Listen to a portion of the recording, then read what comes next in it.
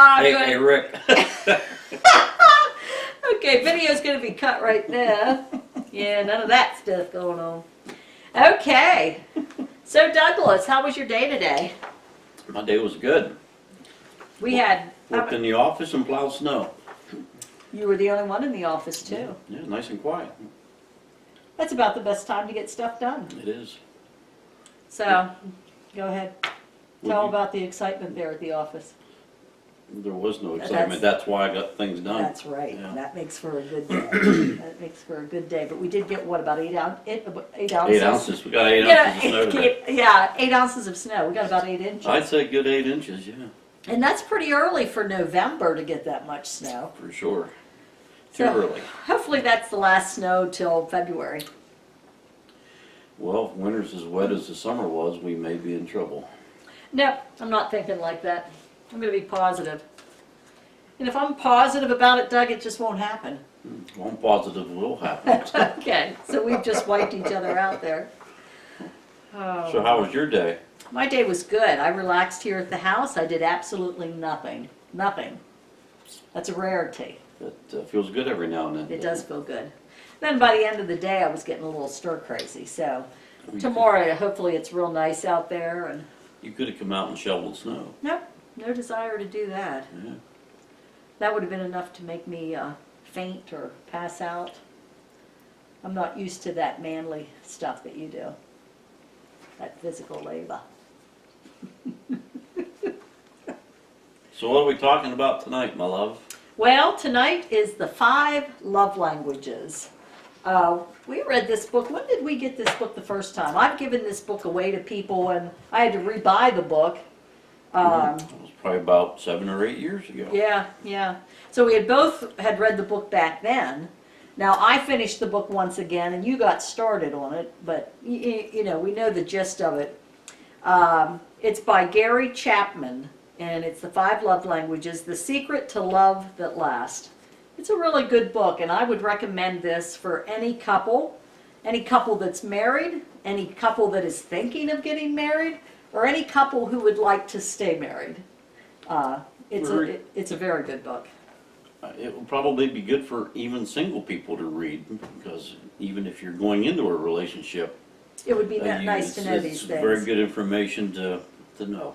Well, he also has some other 5 love languages books. Some are for kids, for teens, all different types of books that he wrote for the love languages. So, but we watched a movie. It's probably been a few weeks now. It was called The Mountain Between Us. You remember that one? If you don't, I'll be worried about you because it's only been a few weeks. But that was with Kate Winslet, and we all remember Kate Winslet from the Titanic. Now, I know she's done tons of other movies, but I think that was the most memorable one.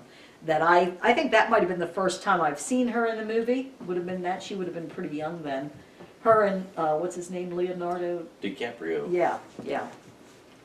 Now, I don't know how to pronounce the gentleman's name. There was Idris Elba.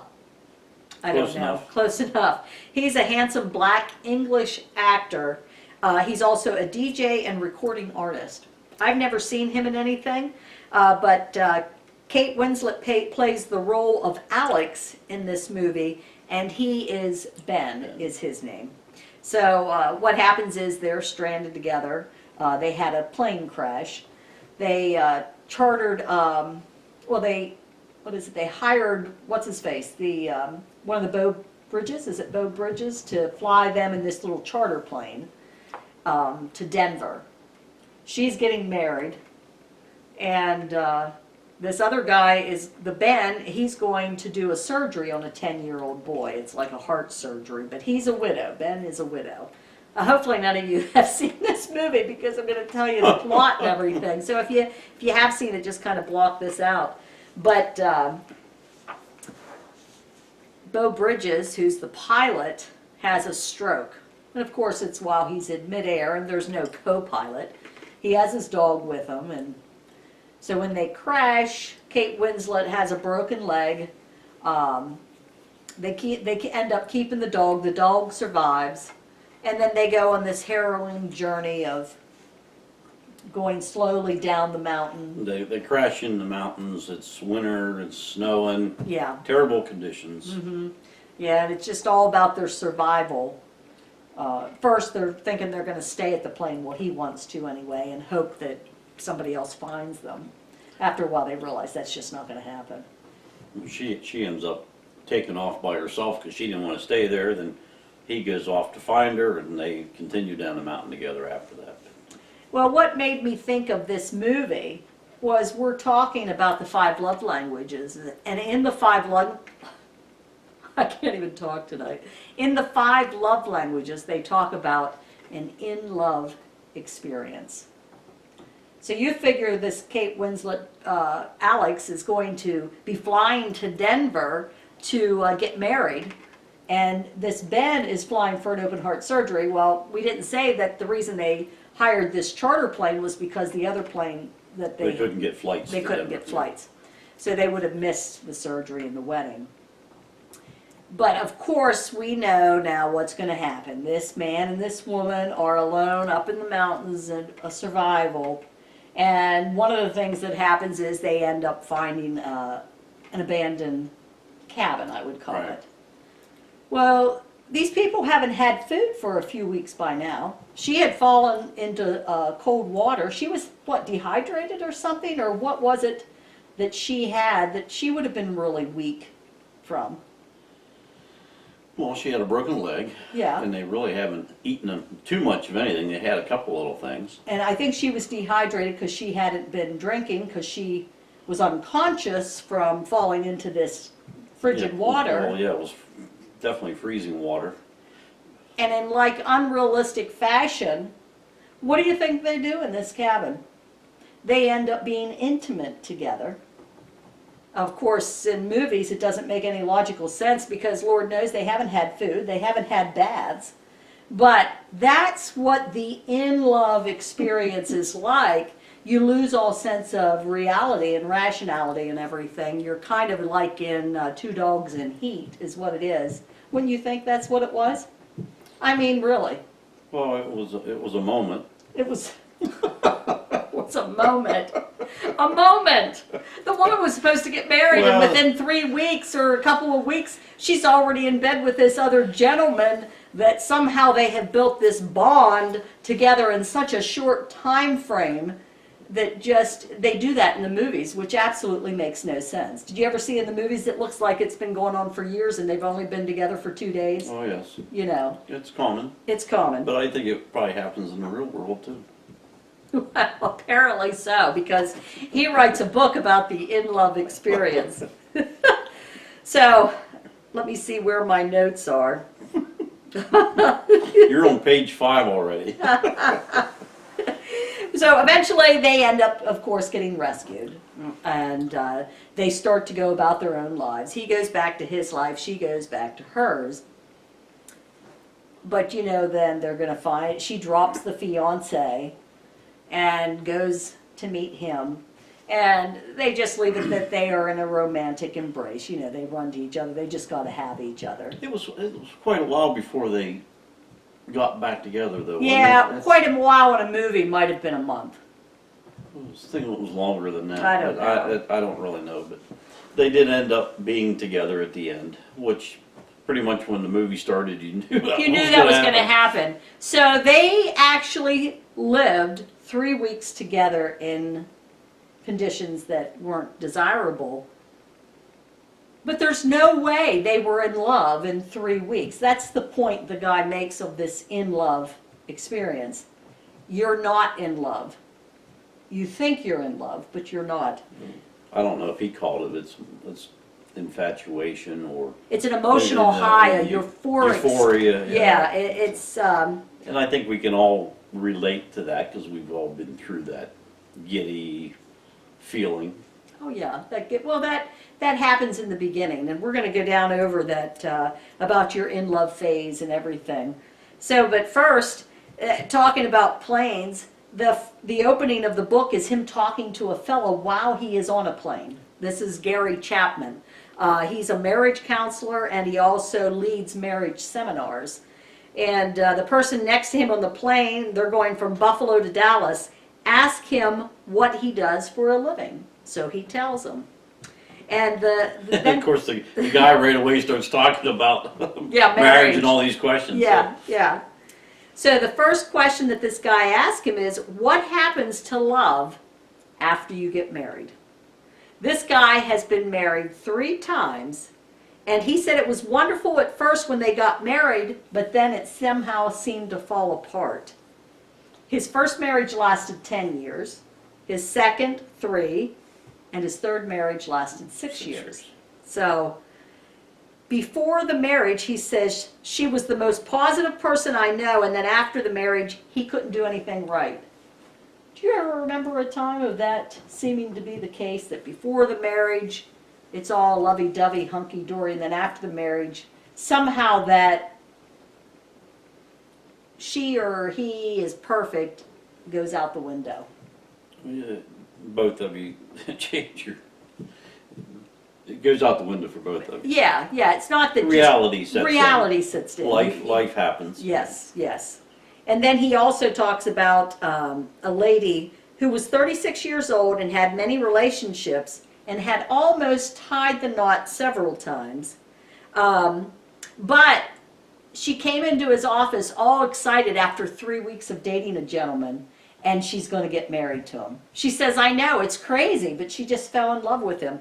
But the funny thing is, in her mind, this man is the most wonderful man she's ever met. He's perfect in every way. And she's thinking, well, he's going to make the ideal husband for me. She thinks about him day and night. The fact that he has been married 2 times before, has 3 children, and has had 3 jobs in the last year is just trivial to her. It doesn't mean anything to She's her. not worried about that. She's part. not worried about it. She's so in love. In the in-love stage, we are emotionally obsessed with the other person. We go to sleep thinking about one another. When we rise, they are the first thought that comes to mind. We long to be together. We have the illusion that each other is perfect. But others around us can see the flaws of the perfect person we just fell in love with. We're the only ones who can't see it. And you'll see that a lot. Well, you always say love is blind, and it is, because like you say, the people around you Oh yeah, they can see it. see the flaws and the concerns and the little bells and whistles that are going off. Yeah. That, we don't. And what we should say is the in-love phase is blind. Your eyes open up pretty rapidly after that wears off. The average lifespan of the in-love obsession is 2 years. And if you're having an affair with someone or a secretive romance, it can last a little longer than that. But once we descend from the mountaintops, our eyes are open and we see the warts of the other person. That was kind of funny when Yeah. you put it that way. Yeah, the warts. The warts. Because we all know we don't like to see warts. No. Their endearing quirks are now just annoying. Those little bumps we overlooked now have become huge mountains. So, welcome to the real world of marriage. I like this part where he says, where hairs are always on the sink and little white spots cover the mirror. That never happens in our house. I was looking the other day at the sink and I'm thinking, look at all the crap on the mirror. How does this even happen, you know? Of course, it's my fault. Where discussions center not on where should we eat tonight, but why didn't you get milk? And of course we blame the other for not getting, why didn't you stop by the store? Intimate lovers can become enemies, and marriage a battlefield, and that is sad. You were so head over heels with this person, everything they did was just perfect, and now you hate them and they're your enemy. Yep. How How's quickly that? it happens. Yep. We have been given bad information when we think the in-love stage will last forever, like it does in the movies, and that's what they do in the movies. They give you that false in-love. They never have part 2 where you see the people are bickering and fighting and getting divorced, because that doesn't last. At the end of the in-love experience, people will withdraw from each other, separate, divorce, and set off in search of another in-love experience. Or they can begin the hard work of learning to love each other without the euphoria of the in-love experience. And that's what we hope you're doing. That is the ultimate goal. And this book really helps to teach you about the love languages of people. But just to let you know, the divorce rates, it's almost 50% of first marriages will end in divorce. It's scary. That is scary. 67% of second marriages, Doug. And Doug and I, this is our second marriage. We were married when we were really young. Young. Yeah. I got married at age 18. And how old were you when you got married? You would have been about 20, 21. You could really? Are you sure? Because I married you when you were 25. Really? I don't remember what year it was. That was a brief marriage. Both of our. 83? I don't remember. Oh, okay. Well, 67% of second marriages. So we are beating the odds. We had that's like 2 out of 3 fail. Yeah. So we're one of the 3 that has made it so far. So far. So far. Well, you know, we still have many years left to live. I should hope we're still going to make it. And 73% of third marriages fail. So I think what the problem is people think they have fallen out of love when literally they have just fallen out of the in-love stage. Our most basic emotional need is not to fall in love, but to be genuinely loved by another. To know a love that grows out of a reason and choice, not instinct. That kind of love requires effort and discipline. It is a choice to expend energy in an effort to benefit another person, knowing that their life is enriched by our effort. So it's a choice to love. I think probably the human instinct is to expect the other person to make you happy. Yeah. And not spend that energy in making them happy.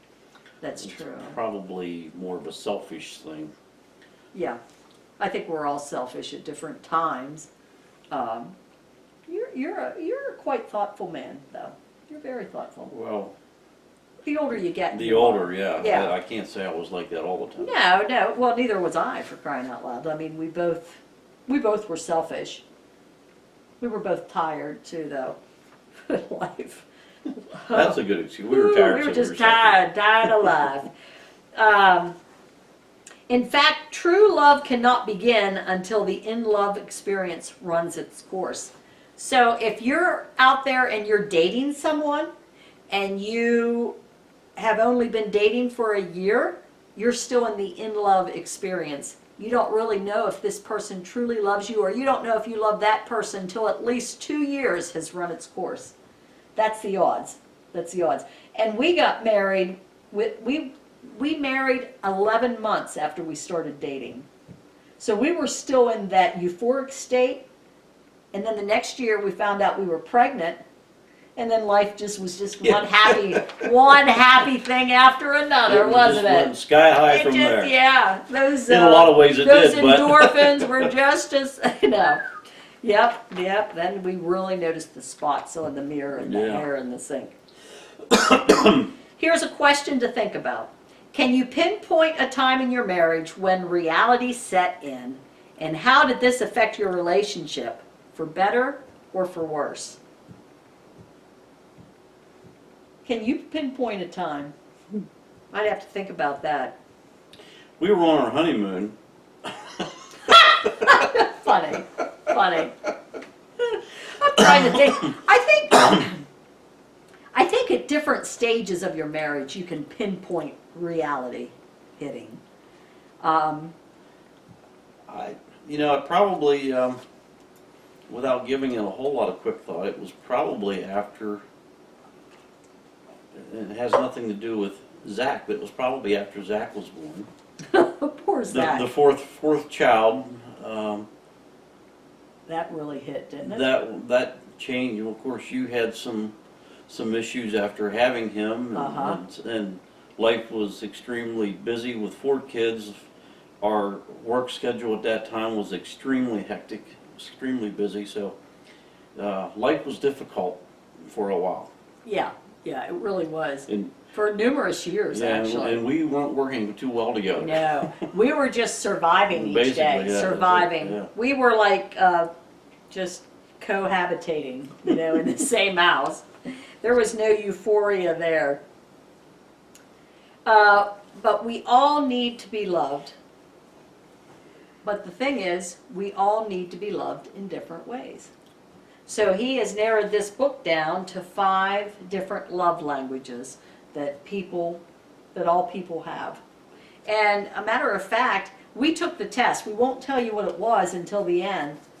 But he says that normally you have like 2 different love languages. You'll have a primary one and then you'll have a secondary one. Now you can of course enjoy all of the love languages, but you'll have like your top 2.